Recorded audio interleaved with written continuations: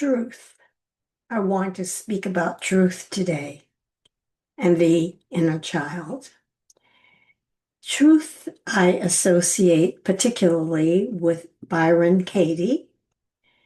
She was a woman who was very, very troubled and had difficulty functioning in her life. It was in, I think, kind of a halfway house for people who needed help.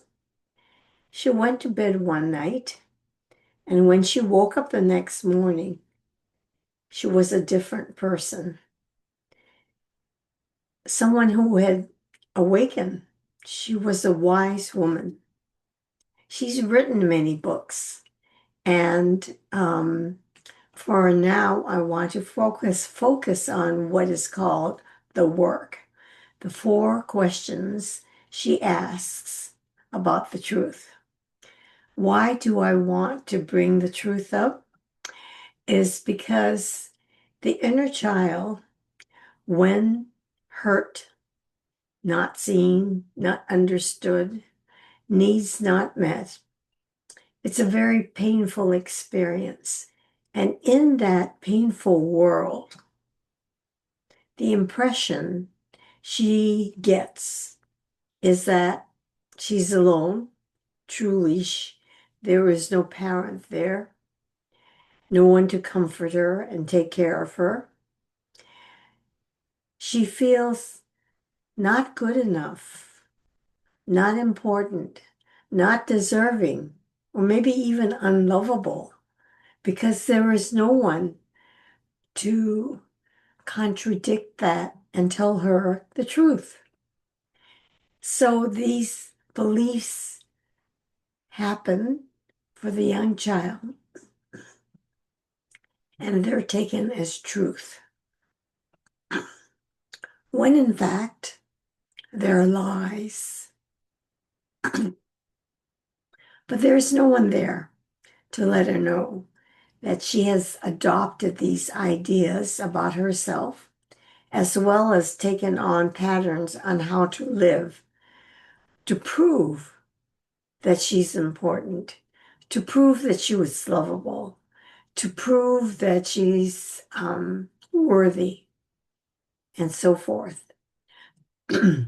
So patterns of overachieving, perfectionism, people-pleasing, self-reliance, overthinking, all of those arise as survival strategies. This is what happens when there is trauma. Trauma parts are created, and their sole intention is defensive. Help the child survive. And, and because they were created so young, they only know their commitment to survival. They don't change. They don't take in experience, where the growing child and adult does have broader experience, but as if their inner world got caught in a time capsule at the time that there were times that they were wounded, and got these impressions and believed these impressions of themselves. But they are lies, because everyone is good, everyone is innocent, everyone is pure. This is when they were so young and they were hurt. And these lies were taken in as a result.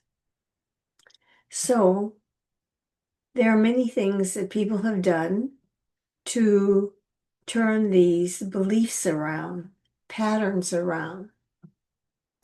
Many of them use affirmations, saying it at the beginning of the day, middle of the day, end of the day, having stick-up notes all over the place to remind them that they're good enough. They don't have to be perfect, and so forth.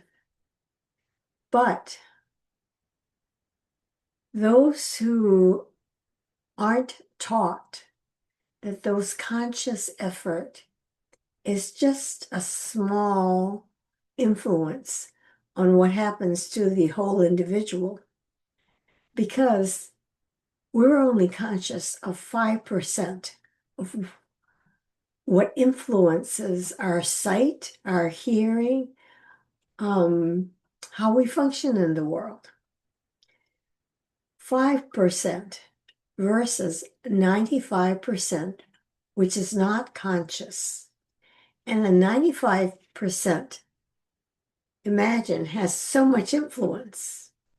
Good things like keeping your heart beating, keeping you breathing.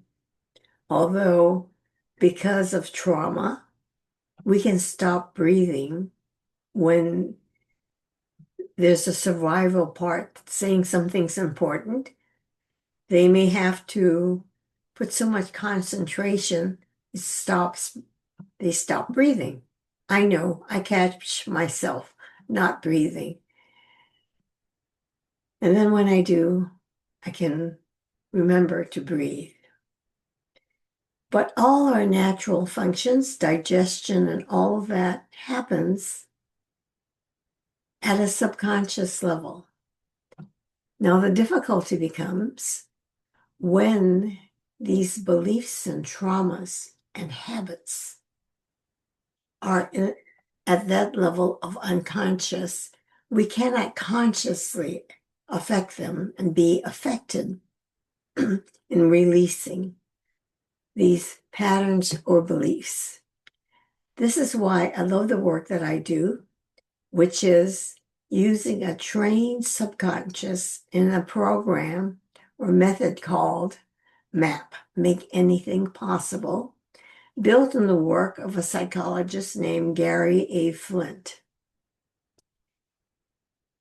We can train your subconscious so that, and teach the subconscious on how to treat the pain of the trauma, the beliefs, the patterns at such a deep level that the pain is neutralized and the pains and beliefs, the beliefs and patterns can be released.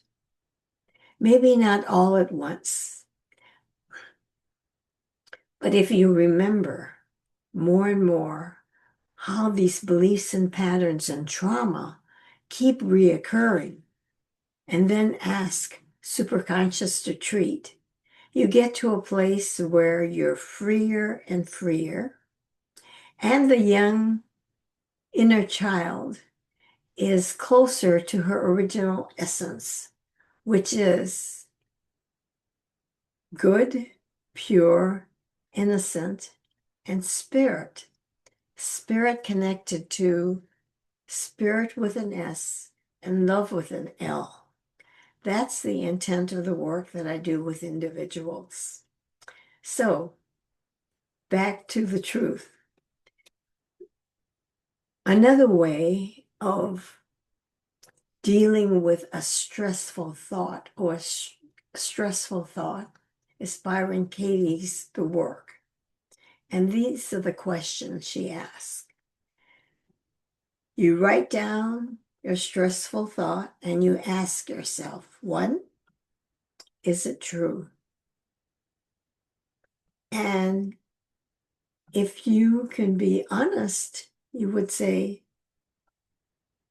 I don't know whether that's true. The second question is, can you absolutely know it's true? Well, do you absolutely know anything to be true? Well, I think I'm alive. I believe I'm alive. Am I absolutely sure that it's true? Maybe I'm an apparition or something thinking that. Absolutely, I can't tell. The third question is, how do you react? What happens when you believe that thought? So, for example, if I believed that that person said I was wrong or I made a mess of things, do I know that I made a mess of things to be true? Absolute truth? No, because what is a mess? Then who am I if I believe that thought? Well, it might bring me down probably if it's negative, and it usually is. The stressful thought is negative. Then, question 4, who would you be without the thought? The thought, I'm not good enough. If I didn't have that thought, who would I be? I would feel more. I would feel expanded. Then there's the turnaround. So when you turn it around, you get to the point where you realize that your inner child, from my language, helped you to believe a lie. And if you turn it around, it means I'm good enough. Who are you with that thought? Expanded, not crushed, feeling free. So this is how I combine the idea of truth as Byron Katie describes it, as well as using the inner child's beliefs, all our lies, so that when you do the inner child work, as I have described elsewhere, when you go into the imaginal space, you, as the adult, bring the truth to the child who's been isolated and believing these things about herself. And you can come to her and say, if you come with compassion and presence, you will be effective. You will be believable. And you can say, what happened that made you feel so bad? It's not your fault. You really are innocent. We all came in innocent, pure spirit, and connected to spirit with a capital S and capital L. So that's the message of truth and lies in the context of inner child healing. Thank you for listening. Drop a question or comment and have a beautiful day.